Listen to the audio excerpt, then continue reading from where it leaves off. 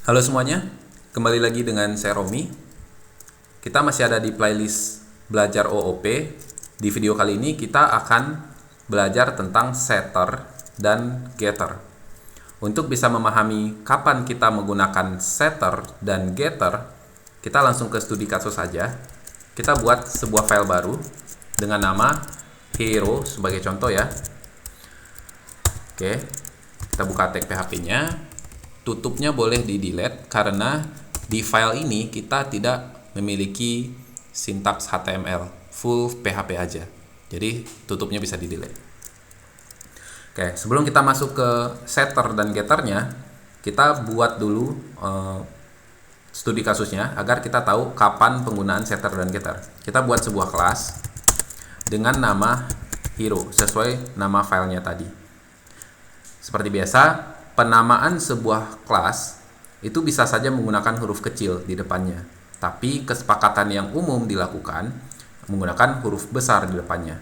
Apa pentingnya kita mengikuti kesepakatan yang sebenarnya tidak membuat error juga sebenarnya, yaitu agar kita terbiasa dengan kesepakatan-kesepakatan yang digunakan di framework, sehingga kita lebih mudah memahami framework di akhir nantinya.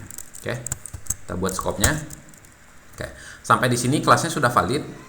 Sebagai contoh kita buat satu properti di sini, public. Misal namanya $ability. Oke. Nah, sampai di sini. Kemudian kita instansiasi hero-nya. Misalkan namanya $hero. $hero 1 ya. Sama dengan new hero. Nah, sampai di sini kelasnya sudah ada, instansiasinya sudah ada. Kalau misalkan kita mau mengisi data ya ke dalam property ability, kita bisa lakukan dengan $hero 1 sesuai nama instansiasinya, variabel yang ini ya. Kemudian kita isi dengan maksudnya $hero 1 panah ability ya. Objek variabel hasil instansiasinya panah nama properti yang ada di dalam kelasnya. Kita isi misalkan dengan misalkan 10 gitu ya. Nah, sampai di sini mengapa kita bisa mengakses property ability ini yang kita buat di atas? Karena dia memiliki visibility public ya, memiliki visibility public. Nah, kalau kita menggunakan visibility public, artinya dimanapun di dalam seluruh sketch codingan kita bisa akses properti ini.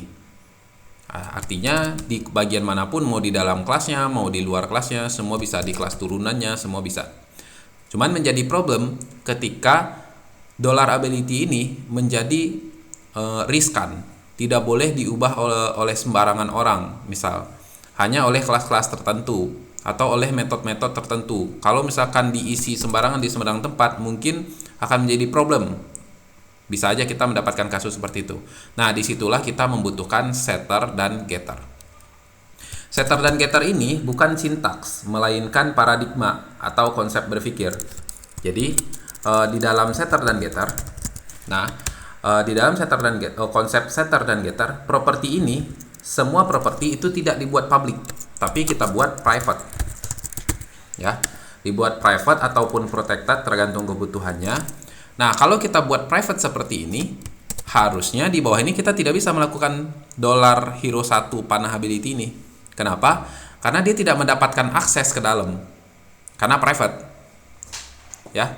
Nah, lalu bagaimana kalau dia tidak dapat akses karena private? Bagaimana caranya kita bisa tetap bisa mengisi property ability ini? Nah, caranya adalah kita buat sebuah method ya. Di bawah propertinya kita buat metodenya yang dijadikan public function, dikasih nama terserah apapun, tapi yang umum dilakukan adalah namanya itu set diikuti dengan nama propertinya dengan camel case, berarti set ability ya. Nah, di dalam ini kita terima ini sebagai parameter ya, sebagai argumen. Ya, coba misalkan di sini value gitu, misalkan $val aja misalkan. Oke. Nah, barulah kita isikan ke dalam properti yang private tadi. Kita target $dis ya. Kenapa pakai $dis? $dis panah. Seperti di video sebelumnya ya, bahwa function ini scope-nya hanya di dalam ini aja. Dia tidak bisa mengakses keluar. Agar dia bisa mengakses keluar, kita gunakan keyword $dis. Ya, $dis panah ability. Diisi dengan $val. $val diambil dari sini. Ya. Jadi dengan cara seperti ini, property ability akan terlindungi karena dia private. Kalau ada yang mau ngisi, harus lewat metode set ability ini dulu. Ya, inilah yang disebut dengan setter. Jadi ini sintaks yang selama ini udah kita gunakan sebenarnya, tapi tidak ada sintaks khusus untuk setter dan getter. Tapi ini adalah konsep berpikir bagaimana paradigmanya kita mengamankan codingan kita. Sehingga yang di bawah, yang $hero1 panah ability ini, ya. Oke, nah yang ini bisa kita delete. Ya, kita bisa bikin $hero1 bukan panah ability lagi, tapi set ability. Dan bukan kita isi sama dengan, tapi karena dia metode, dia harus ada buka kurung tutup kurung. Dan karena sudah kita tentukan parameternya, kita bisa isi di sini. Ya, kita bisa isi langsung 5 gitu misalkan. Ya. Nah, sehingga parameter ini akan masuk ke set ability yang $val. $val akan diisikan ke $dis ability. Nah, ini yang dinamakan setter, yaitu sebuah konsep kita men-set sebuah nilai properti yang tidak public melalui sebuah metode yang public. Gitu. Nah, dengan begini kita bisa mengisi properti itu dengan lebih aman tanpa mengekspos propertinya si $ability itu ke global gitu, ke public, karena dia private. Ini cara ngisinya. Lalu bagaimana cara mencetaknya? Misal kita echo di sini $hero1 panah ability gitu. Nah, ini tidak bisa dilakukan. Kenapa? Ya karena dia private, tidak bisa diisi, tidak bisa diakses gitu. Maka yang bisa kita lakukan adalah di sini setelah panahnya kita panggil getternya. Nanti kita buat get ability. Gini caranya. Kita belum punya ya. Nah, kita buat setelah public tadi, public ini setelah tutup kurung kolon. Oke. Ini setelah tutup kurung kolonnya metodenya ini ya, set ability. Nah, kita buat sini public function set get ya. Get ability. Nah, dia tidak perlu argumen apa-apa karena hanya mengambil aja. Nah, kita return tuh. Return $dis ability. Nah, kita return atau kita kembalikan kalau ada yang mengakses get ability, berikan nilai dari $dis ability yang di atas $dis ability. Sehingga propertinya tetap private tapi bisa diisi dan bisa diambil seolah-olah dia public, tapi melalui metode. Nah, apa untungnya kita memasukkan dia ke dalam metode seperti ini? Kita bisa melakukan validasi dulu, gitu. Karena dia metode, kita bisa melakukan validasi. Kita cek misalkan if, pakai if gitu kan, if username-nya ini, baru di return, bisa kayak gitu. Nah, atau misalkan if rule-nya adalah admin, baru return. Kalau dia bukan admin, nah bisa kita contoh aja ya, misalkan di sini ya, yang return ini kita delete, return yang ini nih kita delete. Nah, bisa kita bikin if di sini, if anggap aja ada sebuah nilai ya, misalkan $rule sama dengan admin misalkan, gitu. Nah, barulah kita return $dis ability, gitu. Kalau dia bukan admin, maka exit. Nah, maka jangan dikasih apa-apa, gitu. Maka keluarkan. Jadi itu untungnya kita menggunakan setter dan getter, ya. Karena dia berupa metode, kita bisa melakukan tindakan tambahan sebelum nilainya itu dikembalikan, ya.